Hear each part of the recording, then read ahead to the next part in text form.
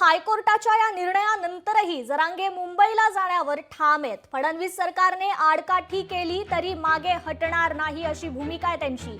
उद्या सकाळी 10 वाजता अंतरवाली सराटीतून निघणार, आम्ही मागे हटणार नाही अशी स्पष्टोक्ती मनोज जरांगेंनी दिली आहे। परवानगी नाकारण्यामागे मात्र फडणवीसांचा खेळ असल्याचा आरोप देखील मनोज जरांगेंनी केला आहे। हा सगळा सरकारचा खेळ आहे, न्यायदेवतेचा नाहीये। फडणवीस सरकारची मराठ्यांविषयी पोटदुखी आहे, आम्ही 100% मुंबईत जाणार अशी ठाम भूमिका मनोज जरांगेंनी मांडली आहे। न्यायदेवतेवर मी बोलणार नाही, पण सरकारला सांगतो मी उद्या येणार आहे। दुहेरी कायदा नाहीये। सन्मान जनतेच्या मागण्याचा, जनतेच्या भावनेचा आणि कायदेशीर मागण्याचा, आंदोलन करण्याचा अधिकार प्रत्येकाला आहे। न्यायदेवता तो अधिकार आम्हाला देणार आहे, हिसकून घेणार नाही। आमच्यावरती न्यायदेवता अन्याय करणार नाहीये।